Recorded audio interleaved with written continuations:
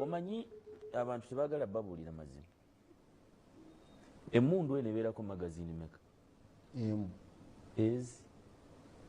Wabeera weeyingiddemu endala eri eno n'endala eri eno, ezo zibeera ezi. Okuwamba family ya His Excellency Robert Kyagulanyi yonna ha video njikuletedde mu maaso awo akulira security naddala mu northern obagamba nti no Eastern Europe asobodde okuvaayo n'akunywera biki ebyabaddewo oba biki abasajja bino bye bageza okubeera nga babala biki ebigenda okubeera nga bisibya His Excellency Robert Kyagulanyi mu nnyumba oba sinaki okumuteekayo nga wolaba Dr. Kizza Besigye byonna ambikuletedde mu maaso awo naye nga tetunnagendayo badde nsaba eno video osooka ogimpereka like wowe omaze subscribing weegette ku mukutu gwaffe guno olunaku olw'ero nga bwe nkugambye omusajja guli mu kubeera ng'olaba ku screen yo asobodde okubeera nga akutemeratemera biki ebigenda okubeera nga bisibya His Excellency Robert Kyagulanyi ate nga byeddala oba byetegereza bulungi bye byasibya ne Dr. Kizza Besigye wabula ate ebya His Excellency Robert Kyagulanyi byo bigenda kusikawo kubanga waliwo ne evidence. Omukulu Kabanda oluli eri yavaayo n'ategeeza eggwanga Uganda n'agamba nti byeddala His Excellency Robert Kyagulanyi asaana okusibibwa bubi nnyo n'ebisumuluzo babisule mu toyi. Lwaki bibino njagala osooka biwulize mulungi nnyo njagala omufollowing n'omusajja bingi nnyo byakuletedde watana subscribing sooka olabe video. Emundu erina magazini 3 buli magazini erimu amasasi 30 ekitegeeza nti omusirikale omu asobola okutta abantu 9. Ebyo Bobi Wine byegamba abantu mbu poliisi teweza abantu 5,000 mulimba poliisi esobola okubakuba n'ebamalawo. Sooka olabe video eno. Obwenkanya obunoonya inciting abantu nti nno omanyi abantu tebagala babulira mazima. Emundu eno ebeerako magazini meka? Wabeera weeyingiddemu endala eri eno n'endala eri eno, ezo zibeera ezi. Buli magazini erina amasasi 10 ago amasasi 9. Gw'olowooza omusirikale ali ogwo alina emundu erina amasasi 9 bw'ayagala otumaliriza ffenna atumaliriza wano ng'oyimirira kadala ng'oincitinga abantu nti bano mubalaba bali 5,000 akalu bwe kanaggwa mwerwaneko. Bwe banaatandika okubakuba ono ng'avaayo ng'agamba professionalism naye ng'obuzibu bwatandika ddi? Obuzibu bwatandika kwoli eyavaayo n'incitinga abantu gwe n'otavaayo kumugamba nti ekyo kyokola kikyamu. Well, Honorable Kabanda agamba nti poliisi esobolera ddala kuba abantu bamuli bameka kubanga omusirikale omu aba n'emmundu ng'erimu amasasi 9 kitegeeza nti asobola okutta abantu 9 omusirikale omu. Sirikale 2 kitegeeza basobola okutta abantu 18. Kati bwoddira ennamba y'abasirikale n'ogeza n'okubisamu amasasi ge balina basobola okweŋŋanga abantu mwenna. Ekisookera ddala mutuufu emmundu ebaako magazini emu naye asobola okubeerako n'endala 3 nga bw'abyogedde. Sijja nnyo muwakanya kituufu magazini ya masasi 30 naddala zino eza AK-47 so sijja muwakanya nnyo but it is practically impossible omuntu okuba ne magazini ng'erimu 30 n'oba n'emirambo 30. Ekitegere ekyo kizibu nnyo okuggyako omuntu atalwanako ku lutalo naye yali alwanyeko ku lutalo akimanyi bulungi nti osobola n'okumalamu magazini nga tokubye aduyi n'omu. Then twebuuzeemu di poliisi oba ow'amagye lwasobola okukuba omuntu essasi. Ffenna tukimanyi bulungi nti embeera ekkiriza ekyo poliisi okukuba abantu amasasi oba amagye biri ebintu nga 4 oba 3 ate nga tebikwatagana na byabufuzi.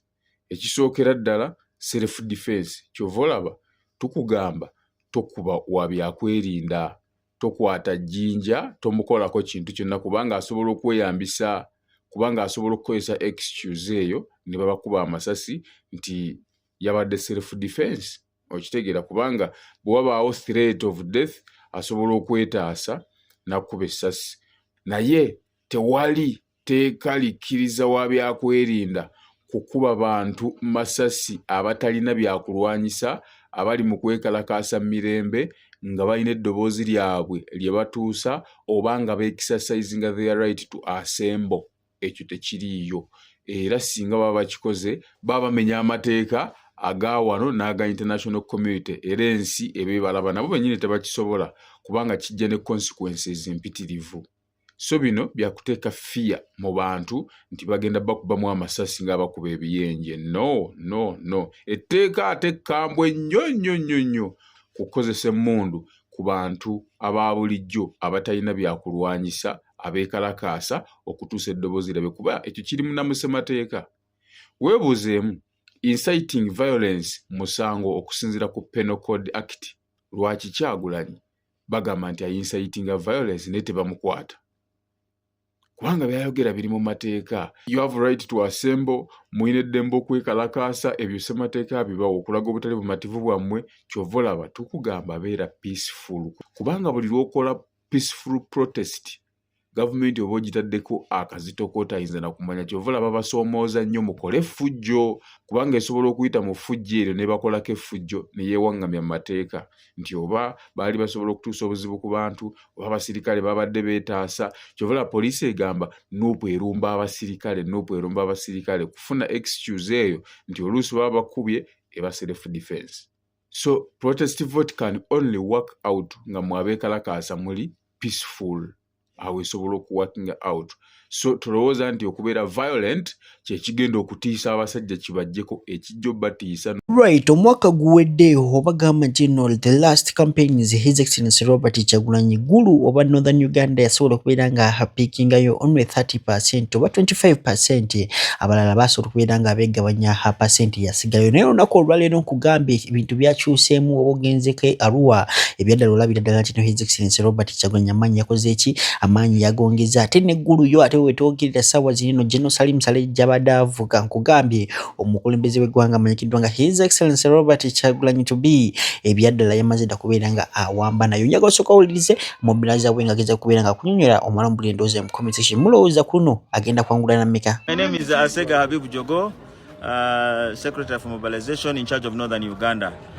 I'm happy that today we are starting we are in the beginning of finalization of actually sub-region. But there's a lot of tension that these people have put in them. Apparently we are supposed to move to Noya.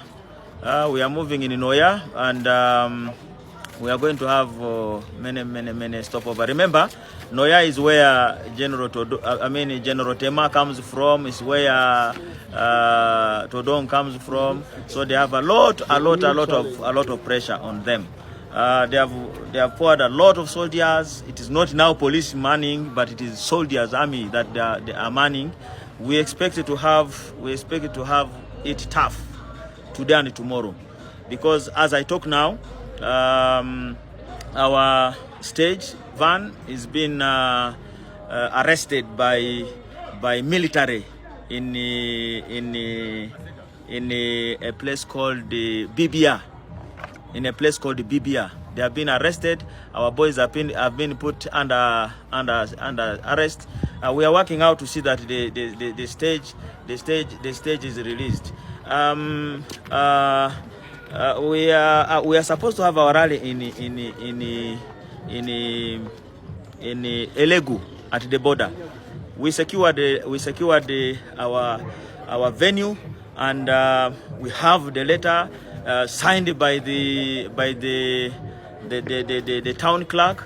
We have and that's what the electoral commission wants from us, that for as long as we have venue, there's no problem. And Elegu is part of Amuru, and it is not police or not DISO, not CISO to decide which venue we should go for. It is the candidate to decide on where he should have his rally. Whatever the case, the candidate is supposed to be in Elegu today. So that is what is happening. Things are not fine yet, but we are fighting to see that at least today's rally is a success.